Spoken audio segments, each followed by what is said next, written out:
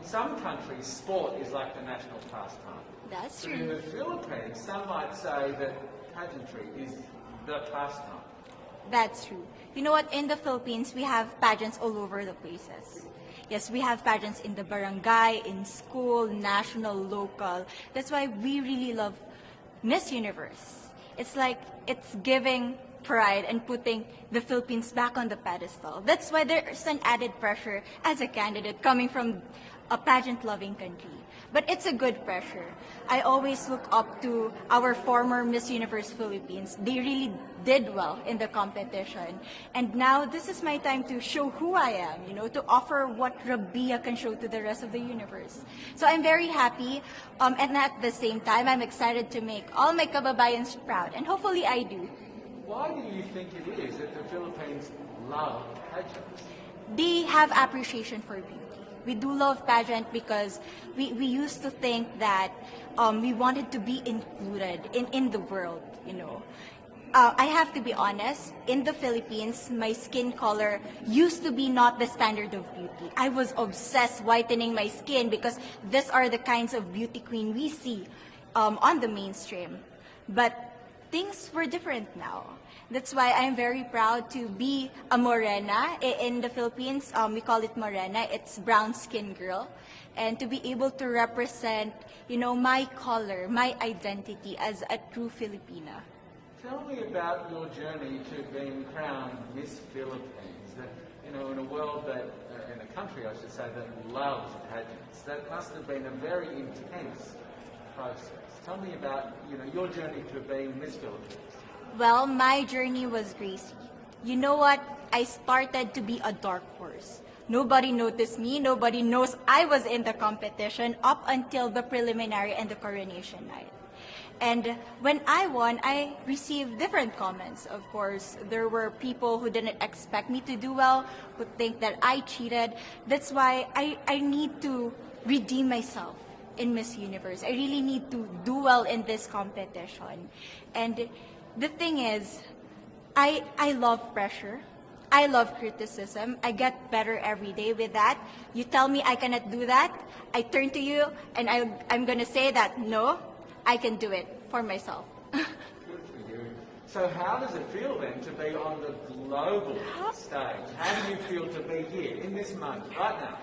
It's crazy, but I'm overwhelmed with the support, not just from the Filipino community, but also from Thailand, Latin countries who do appreciate me as a candidate, as a person.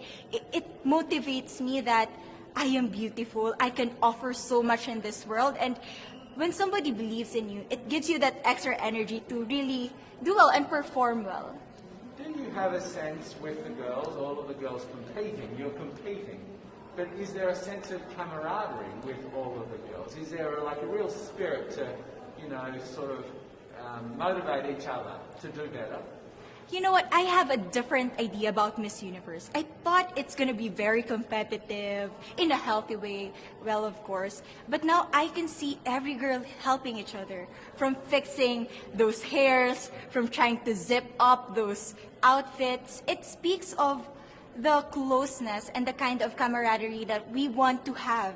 The goal of Miss Universe is not just to crown one girl, but also to build a genuine and long-lasting friendships among us.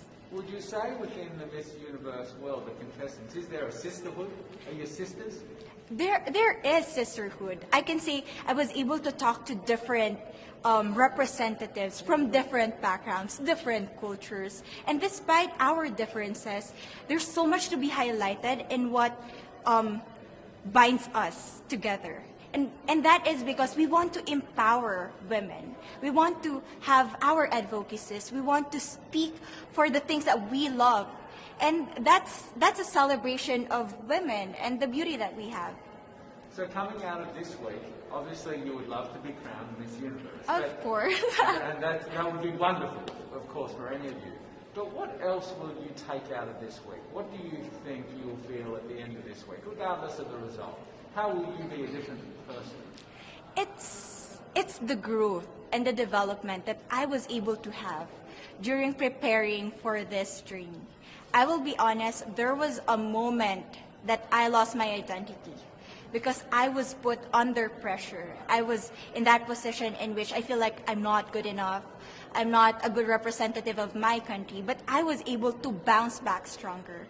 And if I was able to do that for Miss Universe, I will be able to do that in life. That is my greatest takeaway from Miss Universe. Okay, so the Philippines have a huge amount of fans. Yes. I want you to give us a little bit of a message to the fans here and at home. But send a message. What would you say to all the fans in the Philippines? To all my fans from the Philippines and from all over the world, maraming salamat po. Thank you so much for loving me and for believing in me. It means a lot to somebody who is so naive in this industry, who has no idea how to become a beauty queen on the first day of my journey. But because of your love and support, I was able to be the woman that I am today. And regardless of the result, I may or I may not win the crown, but one thing is for sure, I'm gonna make you all proud.